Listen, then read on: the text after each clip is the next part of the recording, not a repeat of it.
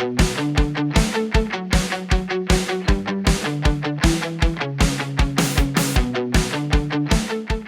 and welcome again to the Scaling Up Business Podcast. I'm your host and Gazelle's business coach, Bill Gallagher. We've got another very special show today. We're going to talk about listening skills and the surprising impact on business performance with listening skills. But we're going to do it in a particularly personal way. And we're going to be working today with a key person from a company that we've worked with for a number of years now through quite a bit of growth. On the show with me today is Krystal Hulsey from BALI Construction. Krystal, welcome to the show. Thank you. Now, Krystal heads up marketing and assists the founder and owner of the company, who we've worked with for a number of years. And she hit me today with a little bit more of a personal conversation about the listening skills that we talked about in our last session together with their company. So I thought, wouldn't it be perfect if she was willing to talk about this, to do the listening skills work together? So thanks for being on the show today, Krystal. You're welcome. I know it's going to help me improve, so I wanted to be willing. I got it. So let's just talk a little bit first about the general area. I think everybody knows that listening skills are a good idea, right? I mean, you know that you should be we all know we should be better listeners, right? Mm-hmm. What's your thought, story, or notion for yourself about listening skills? My personal listening skills, I think, struggle because I'm a visual person, and that's how I remember things is seeing it in front of me written down. And so things like conversations in person or over the phone, I tend to, it might be a memory thing too, but it's hard for me to take in all the information to remember later and remembering details, and mostly from conversations, that's where I struggle. So I think I get distracted since I'm also a creative person. Yes. And it might be like an attention thing too, but that's kind of where I think why I struggle. So do you worry about verbal communications? Yeah. Yeah. I do. You get anxiety about it when there's something that matters, right? Mm-hmm. Yeah, totally get that. So I think a lot of folks can relate, and there will be people listening in who are visual, creative kinds of people, and then there will be other people who love the written word, but struggle with verbal communication. So there's a range of that. There will also be people who feel like they listen really well, but are at a loss for words, right? I know lots of people like that. So first of all, the tie to performance.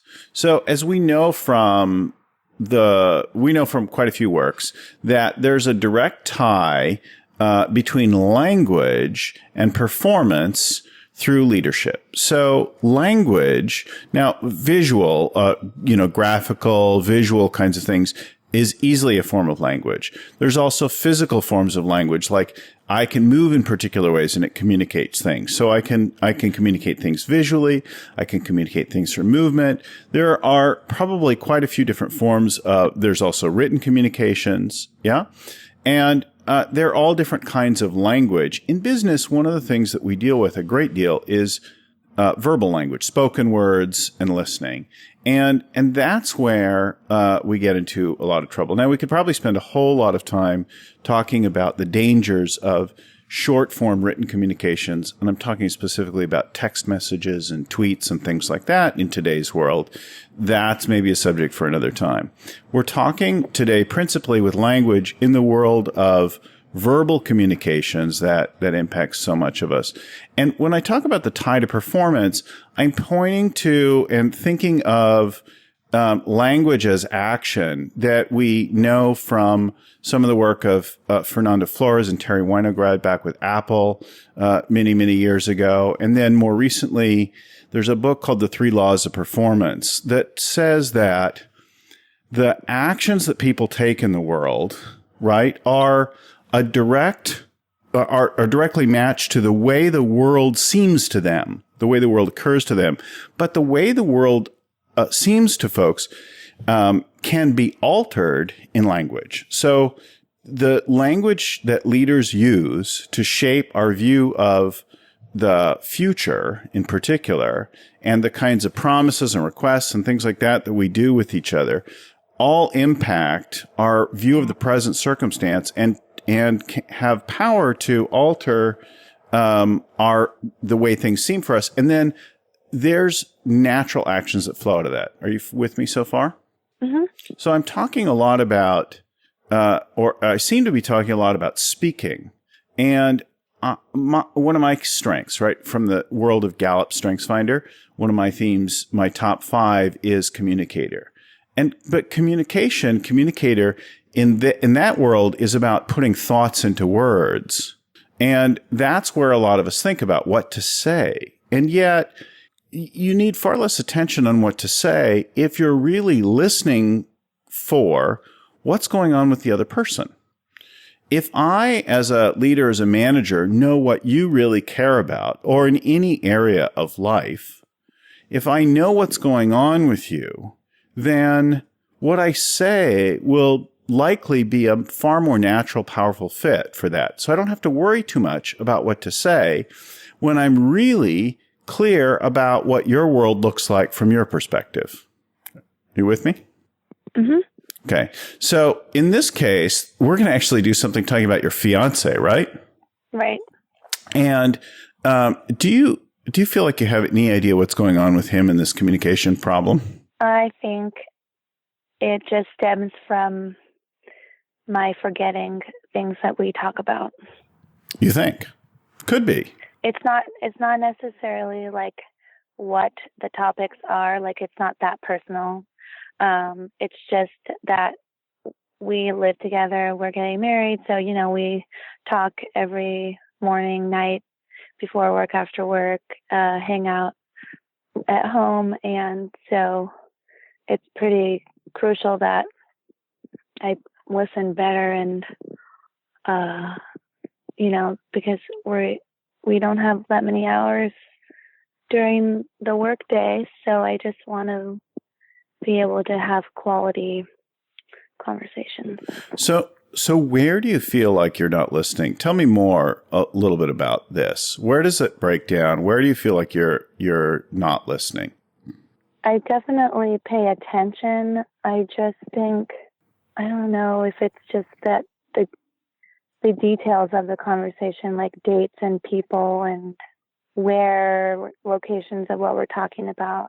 I don't know. I think that's the breakdown. So like a really quick example would be, he mentions earlier in the week that so-and-so is coming over, or we're going to dinner with so-and-so later on in the week on like a Monday, and then the weekend comes and I had no clue, but I was right there with the conversation. So that's like a really simple example of, I don't know if it's that I'm thinking of other things when the conversation is going on. So he says stuff, you're there, somehow you don't register it and you can't remember it later, right?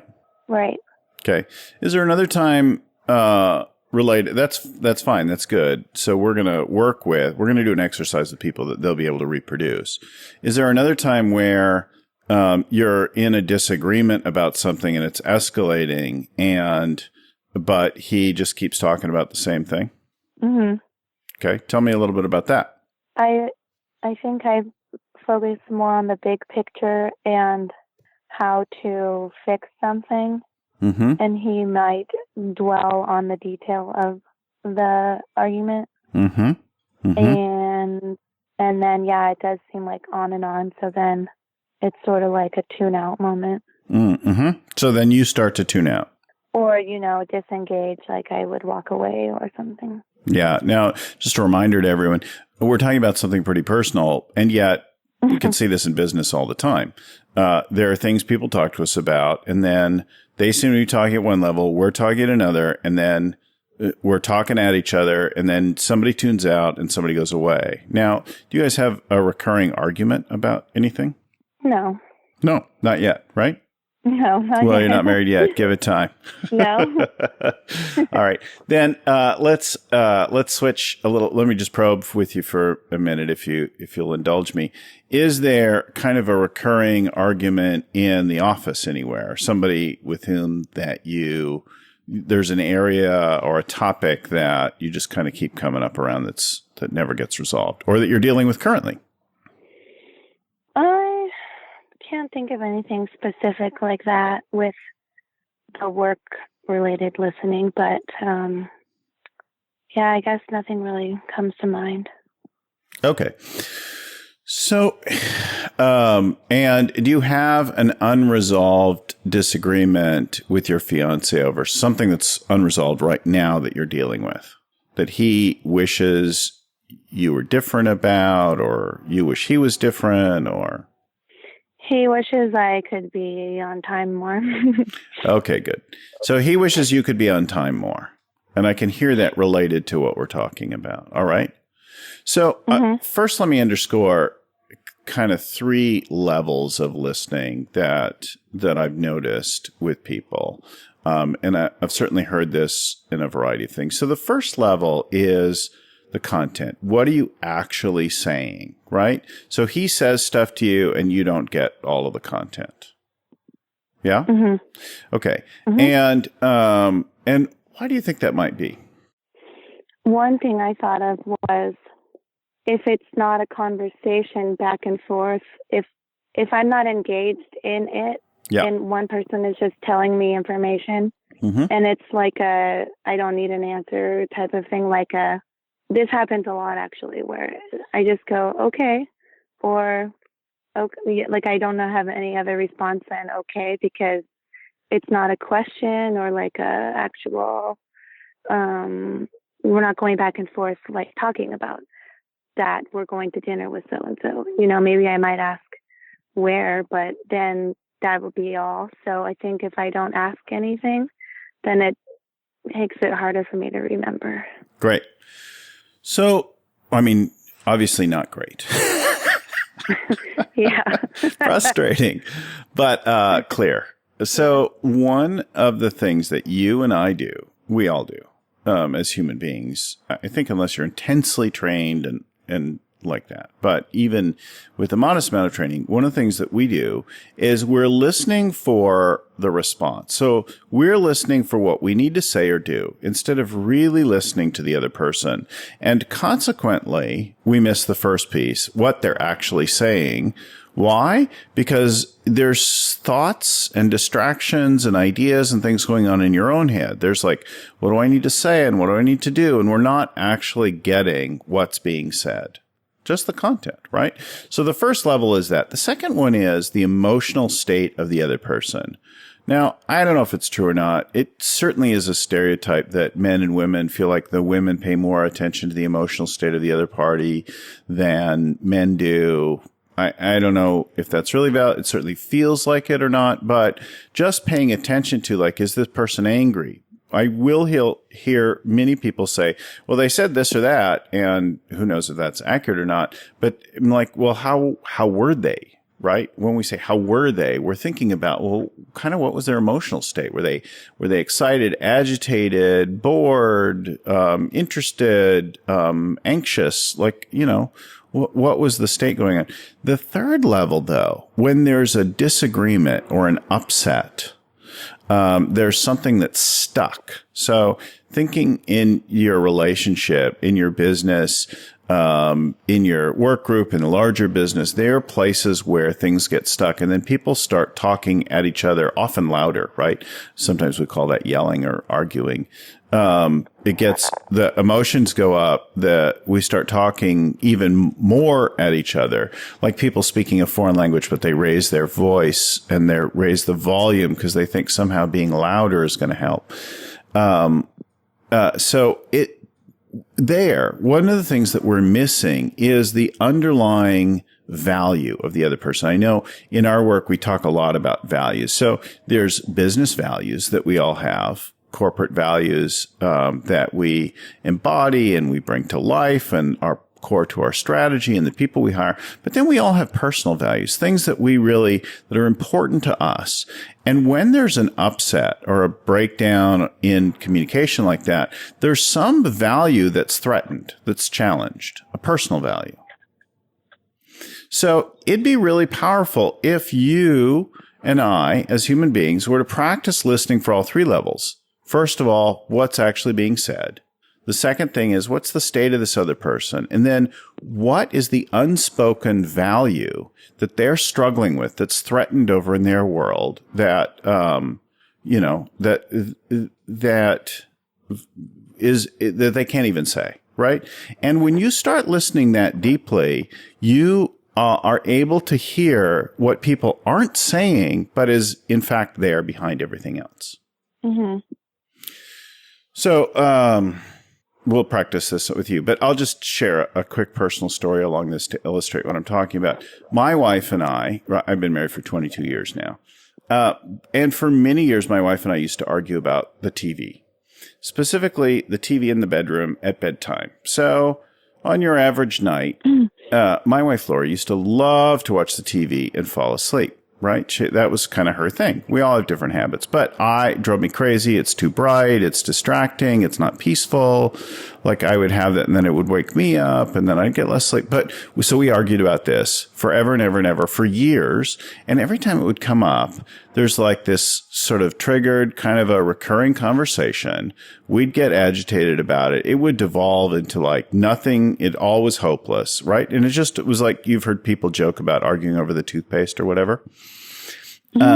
And silly things, and yet as couples and interestingly enough, business partners, close associates will find similar kinds of areas where there's friction, right? So these three things that we're talking about in listening skills can make a massive difference there. So here's what's happening. I was out at lunch with her one day, and this is actually pretty old now. This is more than 10 years old. So we've been married for 22 years. It was going on for 7 to 10, sometime in there. We're out at lunch, and we've worked together for a number of years in the same office and nearby and even the same company sometimes. So we're out at lunch, and somehow we get on the subject again of the TV in the bedroom. And suddenly an argument starts, except I've been working on my listening skills, and I listen to her and I notice instead of where I'm going and my position and all of that other stuff, in the moment that it comes up, I recognize it as a recurring argument and I set aside all of that stuff and I listen for what is she saying? What's the state for her? And what is the value or the concern that she's got in the background that she isn't even saying? And maybe I've never heard. And like in a flash of that moment, within the next couple of words, I get it like all. For her, so she's upset. She's saying something about the TV. It's too old for me to remember the exact details, the content. But she's upset.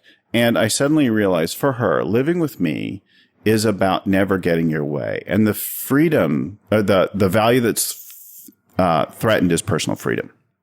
So she values freedom and to be with me and to imagine her life with me is to never get your way.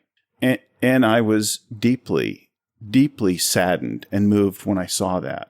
And so she's talking and suddenly I'm crying. Folks who know me well know I cry pretty easily. But I suddenly saw this woman that I love that I've been married with for, 10 years at that point. And she is fighting to ever get her way. And so now I'm deeply emotional and she looks over and she's like, whoa, what just happened? And I said, I just realized that for you to be with me is to imagine a life or to worry about never getting your way for the rest of your life, to always having to fight for what you want. And it was a deeply emotional moment. And she was suddenly overcome by emotion because she got that that's what was true for her. Wow. So here's the wrap up. In the next moment, we worked out some stuff with each other, and TV has never really been an argument since that time. That's more than 10 years have passed. And it was this recurring stupid thing. And we just worked it out. Some nights she'd watch and then but we could never work it out before.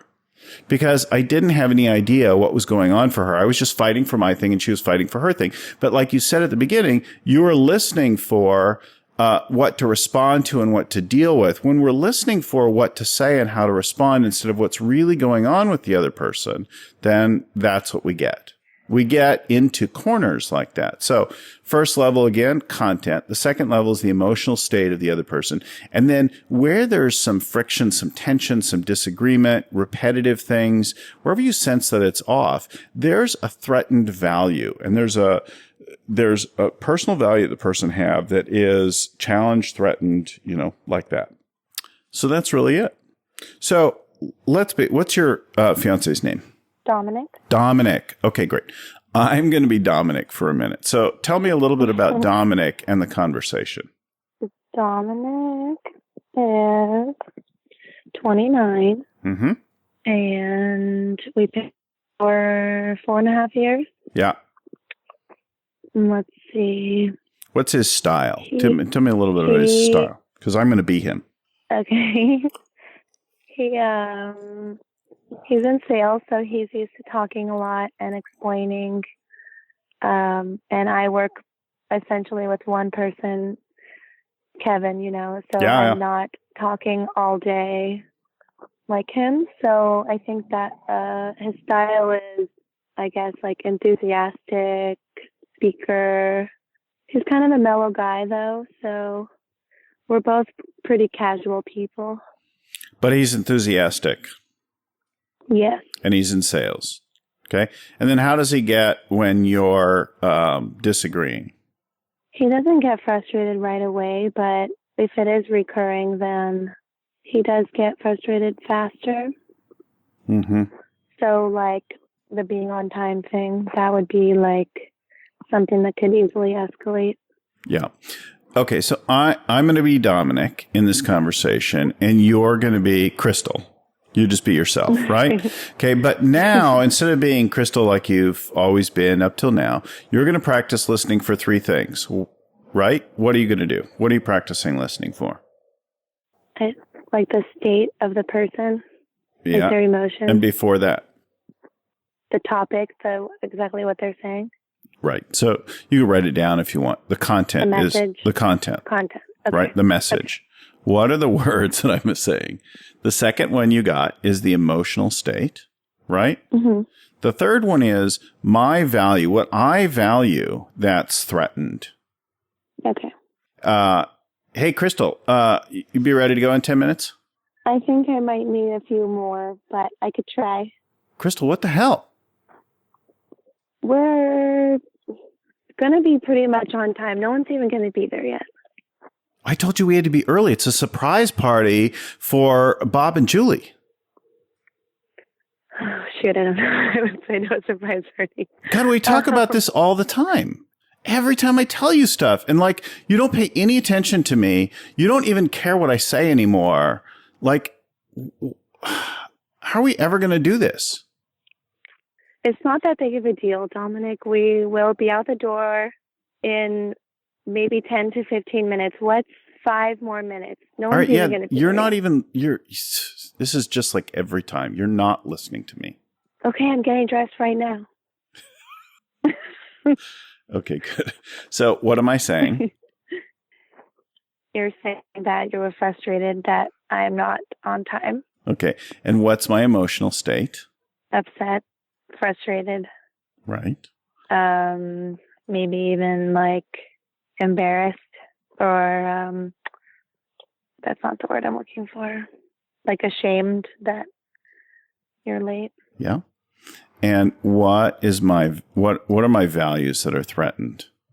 Being known as being on time, your image. Nope. No? Maybe I'm thinking about him too personal. Okay. So you got to stay right here. I'm being Dominic, my version of Dominic, right? You stay right here with me. So think about me for a second. What do you think is really on my mind? What's my value that's threatened? Oh, you were saying that I don't care about you. Okay, good. And what value? What would be the value? Love, I'm not sure. Respect? Yeah, try relationship. I'm concerned about my relationship to you and my relationship to Bob and Julie. Mm-hmm. So the being late is a concern, but the source of that, in this case, right? I was just making it up. I was being something, right? Yeah. So in this case, my concern was we're not in sync and I'm letting down others. But the underlying thing for everything and everyone is that relationship. Mm-hmm. Or relationships in general, right? I value relationships. Mm-hmm. So, what insights are you having so far in this conversation? That it's on a more personal level than I think before with this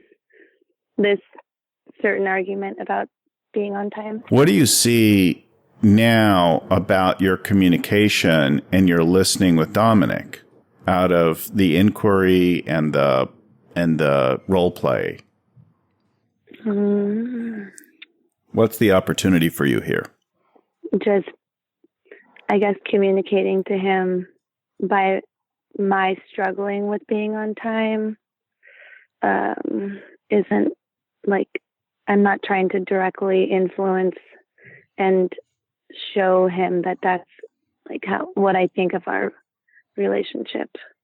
Like, to me, it's not connected like that in my mind. Mm-hmm. But it is to him. Is it? What do you think's going on with him all the time in your relationship?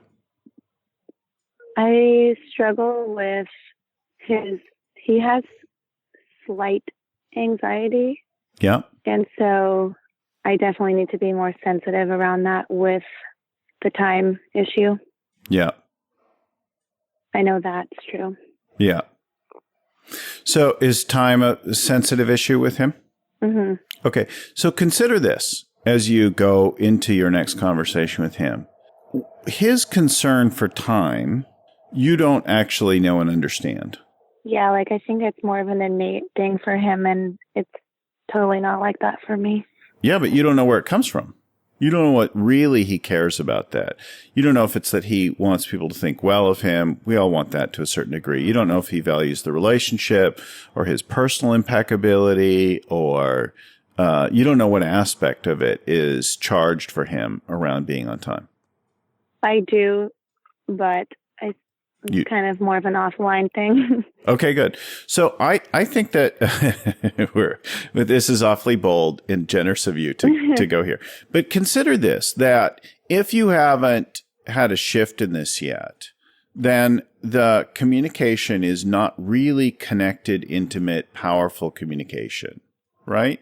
And we're used to talking about intimate and powerful in our personal things. We don't see often that it also shows up in business. But if I'm just right there with you, look, I'm just here with you.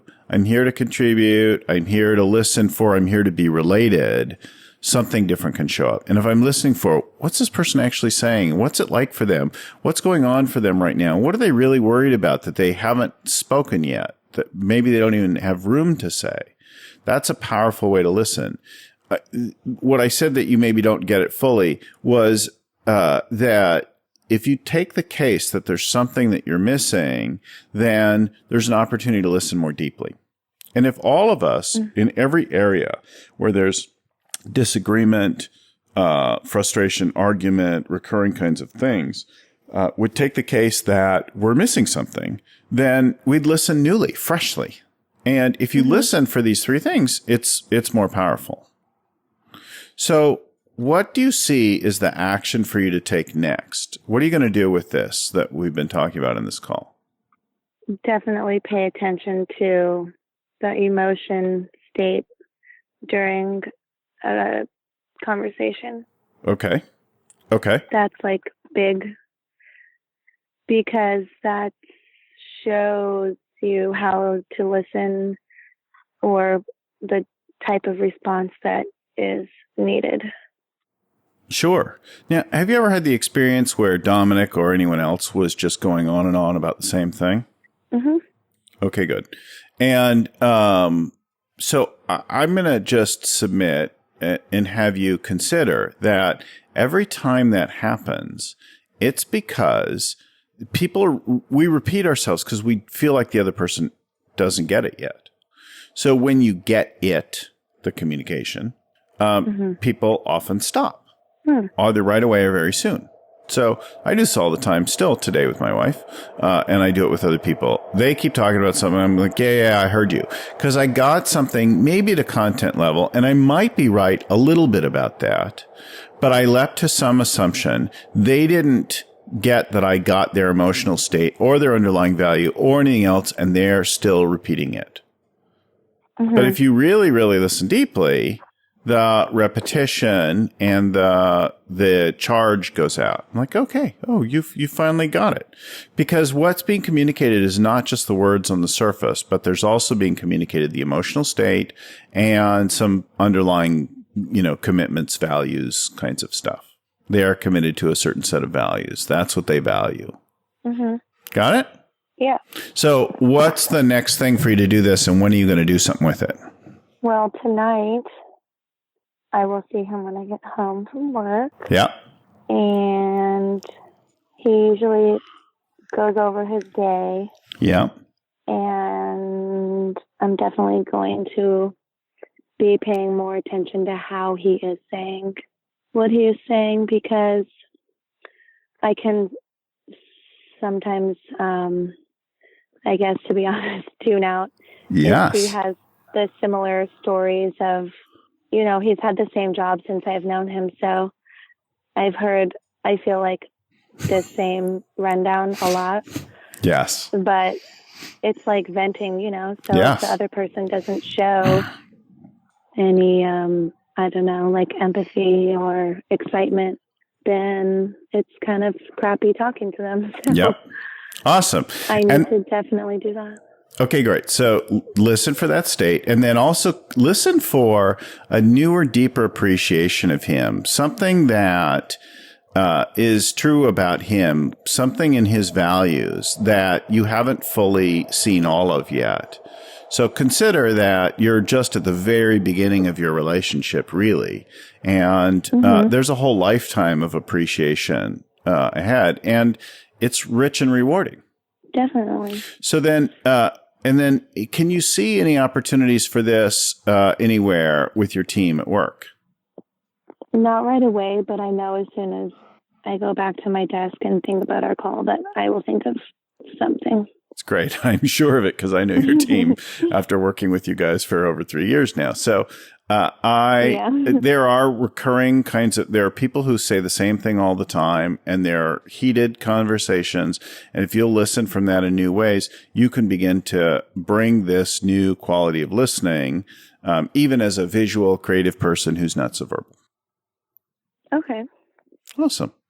Well, thanks again for getting on the show with us. Reminder to everybody today that listening will lead to more powerful communication. And in communication, the words that we choose and the way that we connect and communicate things can cause new actions and new levels of performance within the teams. So this is really a valuable conversation, and I really appreciate you having such a intimate, connected talk about something that's very personal. And the reminder that the way that we listen deeper is first listening for what's being said, and that one of the ways that we get that what's being said is by listening also for the emotional state of the other person, and then for the unexpressed underlying values behind the communication on the surface.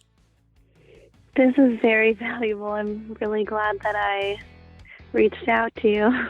All right. Thanks so much for doing the recording with us. As always, this podcast will be on iTunes, so subscribe to our iTunes for regular weekly posts from the leading authors and experts in scaling up and growing your business, as well as periodic live coaching sessions with our people at our client companies. So I really appreciate it. So we're on iTunes, we're on YouTube. You can follow us on Twitter and Facebook and LinkedIn. We've got a free growth guide on our website that you can download with all that you need to begin scaling up work on your own in your own company. And we'll see you next time.